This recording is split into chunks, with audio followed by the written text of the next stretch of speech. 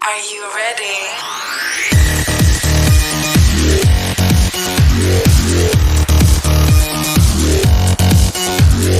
Good morning po sa ating lahat. Ako po si Joanne Dirisman, mga hindi nakakaalam. Ayun po, I am servicing Irdana Sabilina Business Partner. Siyempre with Sir Ricky. More than 4 years na, mag 5 years na. Years ka na naging employee of the year. Back to back. Yun po, umpisa, doon na muna tayo sa, umpisa ng journey ko with Irdana Sabilina and kay Sir Ricky.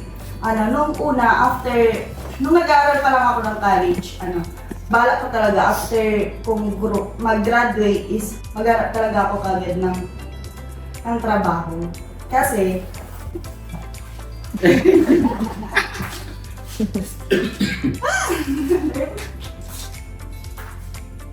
gusto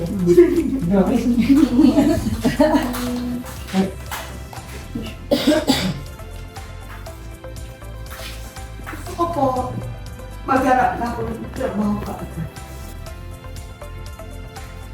Kasi, bata pa lang po ako, parang iniwan ko namin.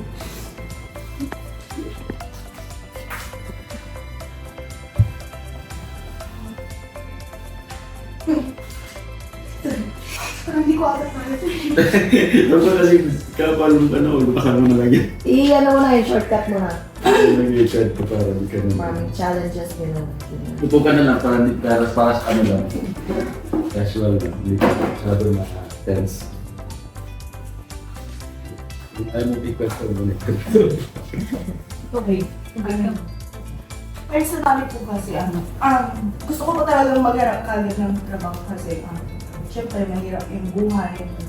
As, panganay, gusto kong, pag nakagraduate po kasi ako, kasi parang, may mga pinsan kasi ako na may kaya sila, yung kapatid niya ako, sila talaga may kaya. Tapos, parang yung family namin, kami yung parang walang-wala.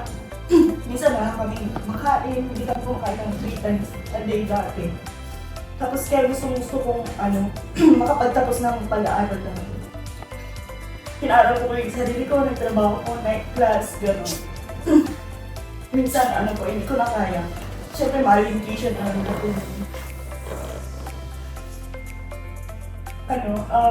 Pinag-aaral ko po talaga yung sarili ko. Minsan hindi ko na kaya, siyempre, minsan maraming parents sa school, di ba? Hindi ko na kaya. Humingi ako minsan ng pang-tuition kay papa ko siya. Ano magagawa ko dyan? Wala na akong pera. Sabi niya sa akin. Doon nasaktan talaga ako sa mga sinasabi sa akin ng papa ko. Pero yun, ginawa ko siya as challenge. Ginawa ko siya as parang yun yung magiging lakas ko na lang.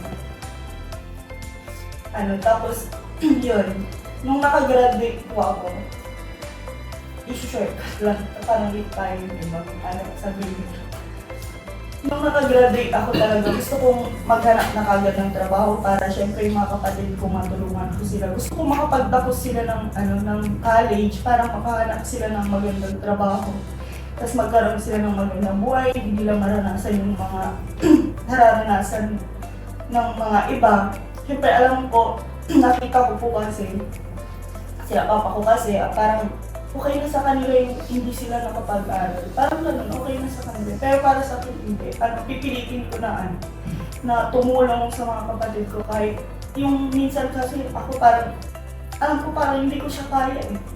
Parang ito yung bunso namin kapatid. Parang hindi ko siya kaya pag-aralin. Pero no limit nga, sabi ni Sir Ricky. Hindi ko nilimitahan yung sarili ko na na hindi ko kakayanin yan. Pinag-aral ko pa rin siya kahit hindi ko alam kung kaya kong bayadan yung book. Tapos yun, nakakaya ko naman siya.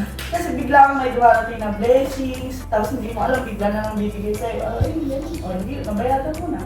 Yun na, natatapos na pala, hindi mo alam, ayun, mag-second year na siya.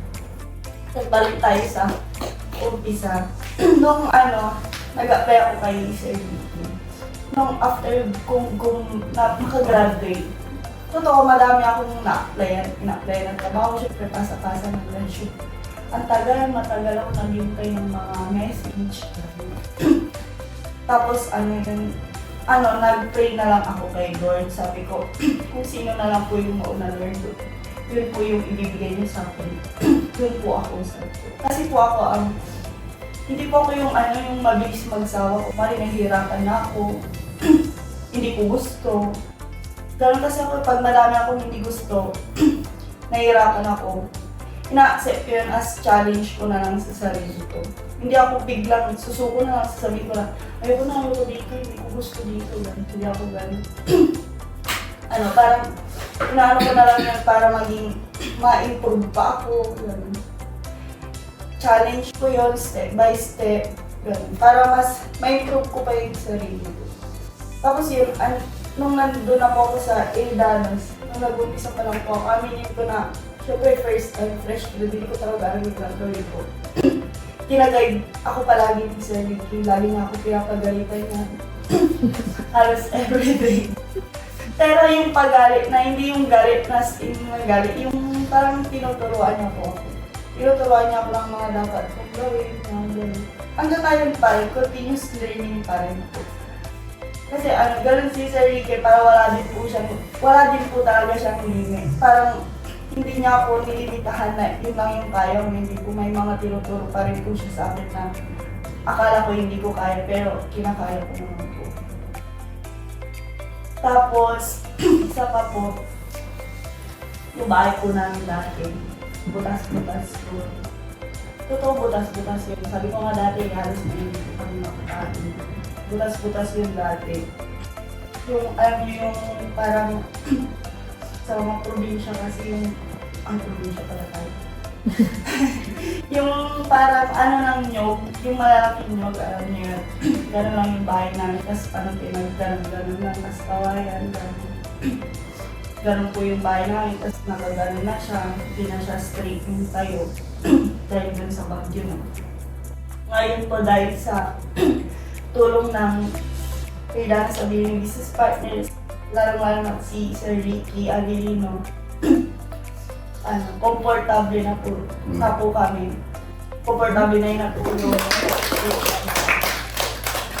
And para po sa akin, parang yun na po yung umpisa ng kasi pangarap po talaga na mapaayos yung bahay namin.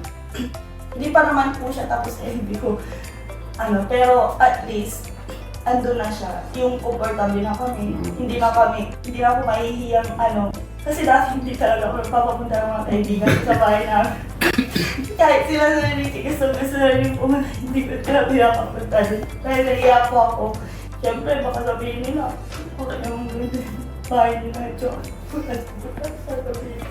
Pero hindi ko pa inisip. Kasi pag tunay yung mga kasama mo is hindi naman nila yung papansin nila, papansin nila yung ikaw mismo.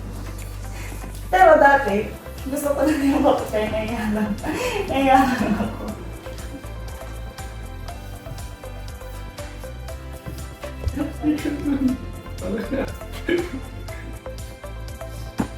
Basta sa buhay ko, kasi di ba pag pumasok po tayo ng work, ito na yung hello real world talaga. Andyan yung mahirapan po talaga tayo. Pero, ito na lang yung advice ko sa inyo na pag nahirapan tayo, acceptin nyo as challenge yun, hindi pwedeng susuko na lang tayo tayo. Kasi yun parang yung start eh. Kasi pag lumipat ka, pag-start ka ulit, mahihirapan ka talaga. Kasi, nag-umpisa naman talaga sa mahirap. Hindi naman kagad na ginhawa kagad, dapat mahirapan ka muna talaga. Kasi yung hirap, yun yung magpapalakas sa'yo.